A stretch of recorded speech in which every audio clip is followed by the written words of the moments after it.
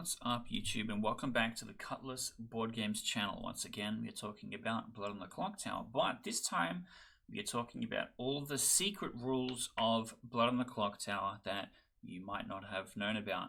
Now, I did a previous video talking about the latest kind of development update that we received, talking about optional rules, and that is in fact what I'm going to be diving into a little bit here. I talked about some optional rules that I knew off the top of my head in that video, and in the comments somebody pointed out there is actually a couple of others that haven't been mentioned, and so I did a little bit of exploring and had a look on the wiki, and here's, as best I can find, some of the official optional rules. And we're going to talk a little bit about optional rules and why I still think that they are a problem. But let's get started. Very obvious and official optional rule. It has its own special text box on the wiki page. We are talking about the Ogre, and the optional rule is mark the Ogre's chosen player with a friend reminder. The Ogre is always the same alignment as their friend. If the Ogre's friend changes alignment, the Ogre changes alignment too, but the Ogre does not learn this. It's only recommended for games of 15 players or more, so there are not too many evil players.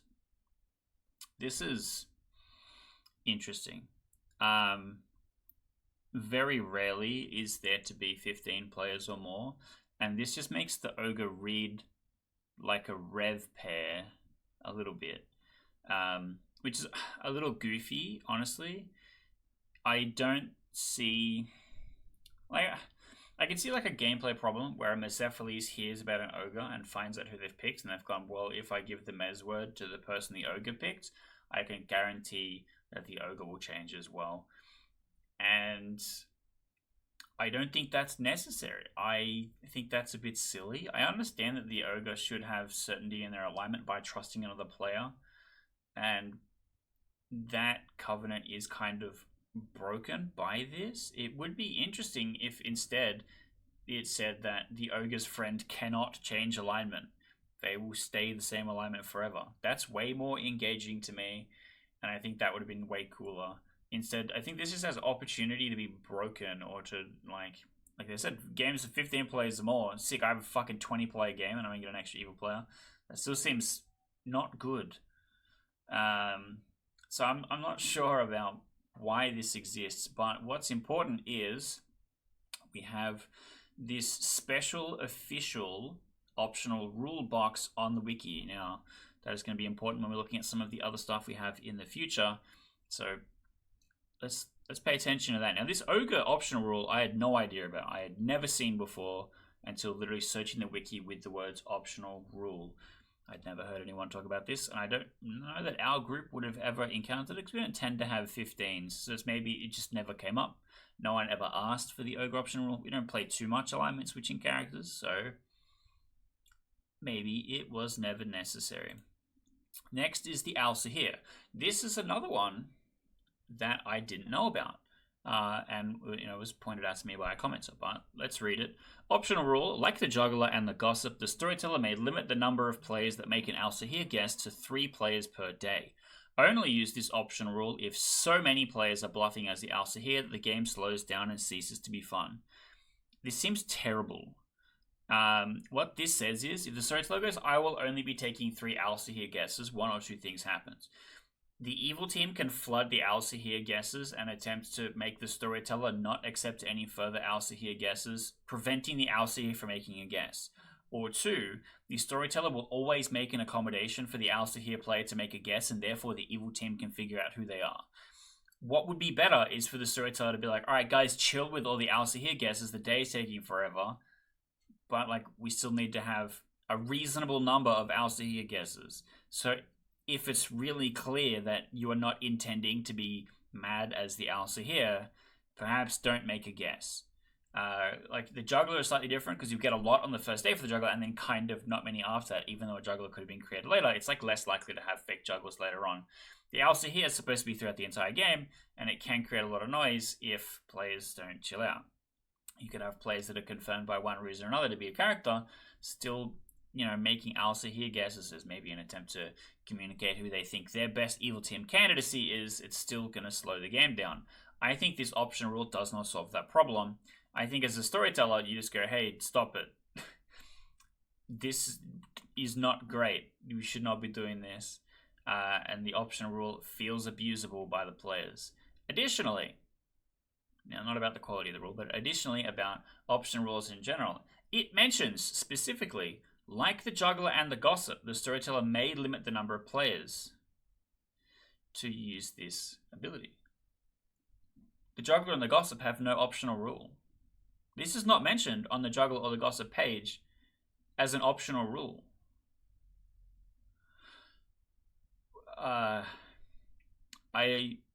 Moving on. Here is the Hatter. Now, this is one that I have heard a lot about and didn't realize it was an optional rule. I understood this to be a community interpretation of how to play the character. Where because the Hatter text was kind of vague as to... because it's like, if you die at night, that night the evil players may choose new minions and demons to be, right? So it's like, oh, if I'm a minion, I can choose a new minion to be, right? Well, no, you can choose to be a minion or a demon.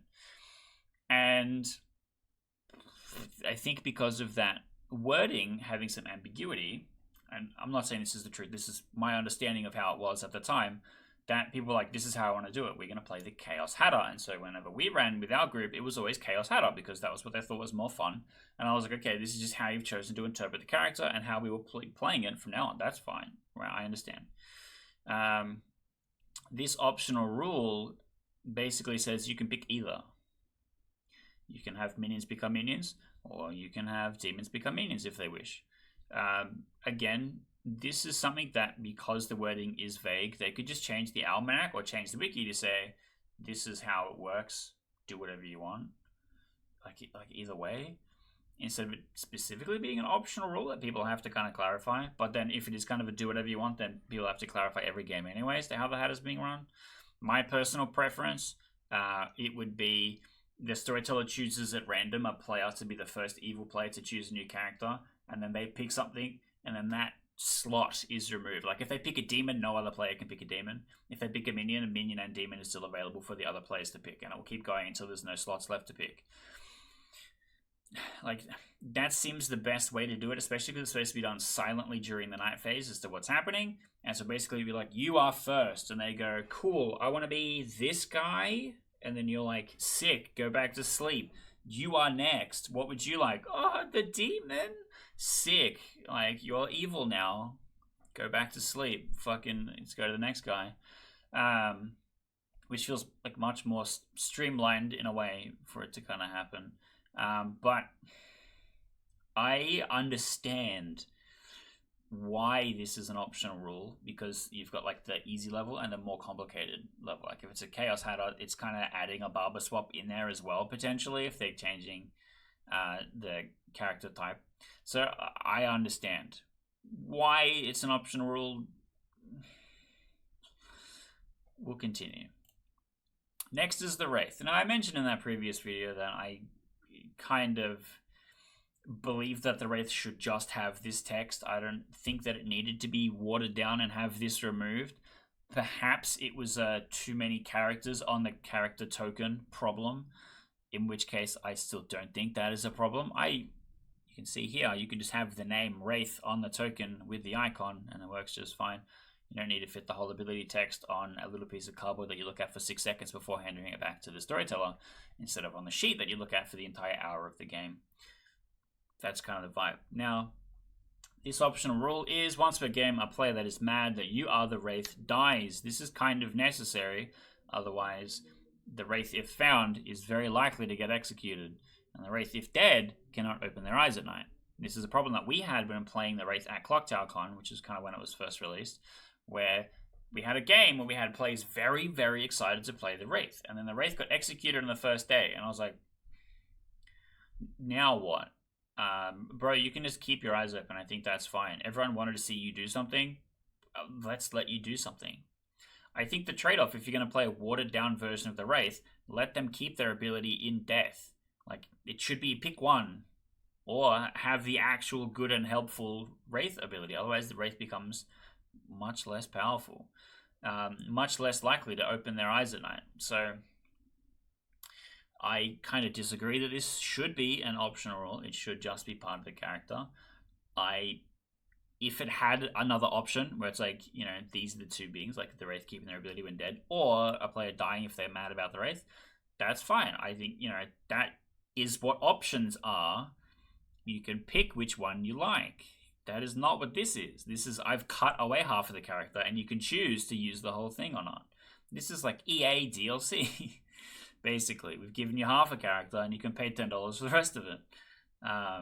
Which I disagree with. I think it's very silly. I think this should just be what the Wraith is. This should just be what the Wraith text says. But moving on, and here's where it gets a little bit more complicated. Little Monster. Little Monster has an optional rule, but it's not in the special optional rule text. In fact, this is just referring to the optional rule. Basically, in the body text, it says that if you're playing in person, you may have a physical Little Monster token that you can have those players hide amongst themselves if they are in fact hiding a Little Monster, but other players can't force them and like search their person and empty their pockets, which is silly, is not part of the game, and is kind of just a joke in the wiki. That's a little confusing and isn't explained very well. Like, does this mean during the day, if I successfully hand off the token to another minion, that I'm no longer the Little Monster? What if this happens during the execution phase? How the fuck is the storyteller supposed to know who the Little Monster really is if that's what's going on? What is the purpose of this besides a silly additional fluff thing? But then the text in the wiki, and I know I've butchered it, but it was really wide and I needed to make it fit on the screen so it was readable. The text on the wiki references that as an optional rule, and it says if your group is playing with the optional rule where you physically hold the Little Monster token, be sure to hide it well. And it's like, huh? Is that what an optional rule is? A silly extra thing about the game that has nothing to do with how the character actually works? Like, if it was an optional rule where it was like the player actually physically holding the token at any particular time is the demon, and therefore, what? I could understand if it was a Little Monster only script where upon execution a player had to reveal if they were holding a token or not, because otherwise the storyteller's not going to know who the demon is. And then also the phrase, like, during the night when they all get to wake up and kind of vote and pick someone, becomes a little bit more awkward if they don't actually know who has it, or if they've forgotten who has it, or if the token's been dropped somewhere. It's a little clunky, and it's starting to reveal my problem with these optional rules, where it's very lackadaisical. It's very, sure, you've complained about this, here's the solution, and it's not at all, here's how a character could be, or here's a cool variant of a character to play. This is a little bit more like a cool variant of a character you could play. The Alsaahir is not. The Alsaahir optional rule is just storyteller advice. Storyteller advice taken from two other characters that don't have an optional rule that it refers to. And then some of the other stuff is just like the other half of a character. It feels like the optional rules aren't actually consistent at all with what they're trying to be. And that is kind of, you know, you start to understand is my problem with them. But we still have a couple more to have a look at. The next is the pit hag. Again, this is an optional rule referred to in the body text and not the actual pit hag wiki page itself. It says you can transform travelers, maybe. It's an optional rule that your storyteller may allow. Be careful though, as if a traveler is changed to a non-traveler, their token in the town square is changed so everyone will know there is a pit hag in play. Now, sure. Optional rule. You may transform travelers. I think that's fine. I don't think that's too crazy. Optional rule. You can turn people into travelers? Now, cooking. That's some real shit. That is an interesting change to the character that lets something interesting happen. That is not what is happening here. This is just, well, we didn't explicitly say you can't, so ask your storyteller if you can, and therefore go for it. This is kind of what would happen if you did. Which is not an optional rule. That's storyteller advice. That's got nothing to do with the functionality of the pit hag. That's asking your boss for permission to do a function. Which maybe is why it's not listed in the special funky box, but then why is the Alsaahir listed in the special funky box? And let's go to our next one. This is one that I've typed into the special funky box because I imagine it will be added soon to the wiki because apparently it is an official optional rule that will be added to the game because it was posted on Stephen Medway's Instagram, which I assume is the #1 and only trusted source of information about anything that happens with World on the Clocktower. And the optional rule is if the Poppy God becomes drunk, poisoned, or leaves play, minions and demons learn who each other are that night. And again, this feels like one where the community complained, and then he was like, yeah, sure, I understand that's a bit clunky, or yeah, sure, look, if you want to solve that problem or you want to solve that complaint, this is what you do. And that I kind of understand. Like, that doesn't make sense for the Wraith. Like, if people didn't know what the Wraith did before in playtesting, like I do, and then came and played the character, like, oh, this is cool, I can keep my eyes open at night, I can do these funky things, I can make funny gestures, I can learn what's going on. That's fun, that's different, it's mechanically unique, I like this character. But then, here's this extra bit that protects me as the Wraith, potentially. Why is that optional? Whereas, like, if you played it before, and they go, here's the Wraith, and you go, where's the other half of it?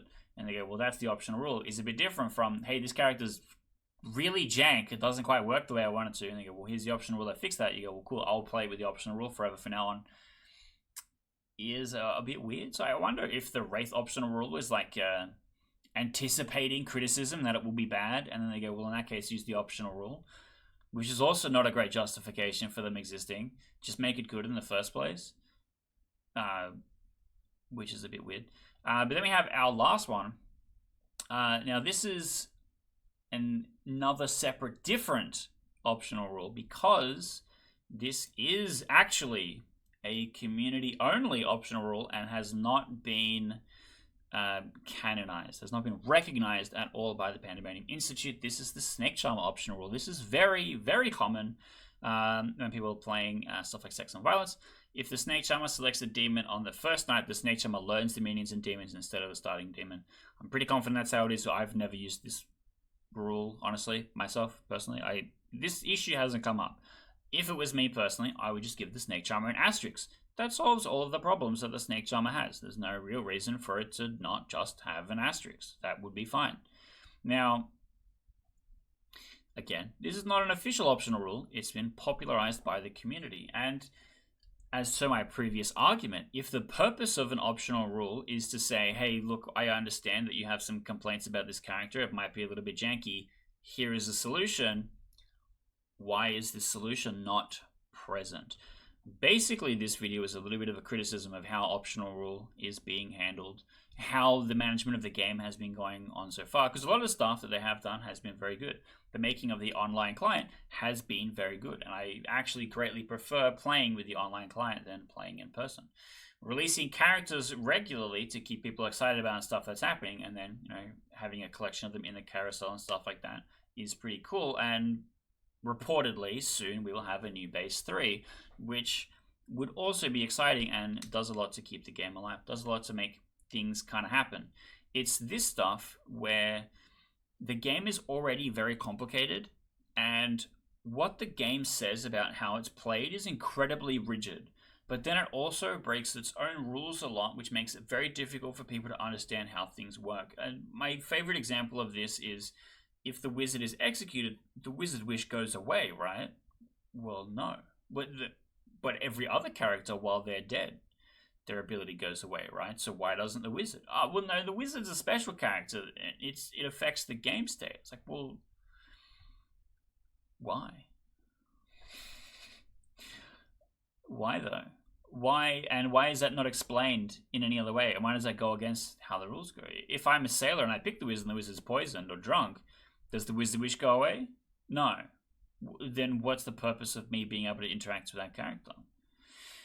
So it does become really confusing. A lot of these kind of corner cases will kind of come to exist, and some of it can be fixed. Characters have changed. Just in my time alone, the Fangu has changed 3 or 4 times to iron out specific edge cases. When we used to play at the horse, before the Kickstarter and stuff like that, the Fangu did not specify that it needed to kill the outsider that it selected. It said the first outsider chosen this way.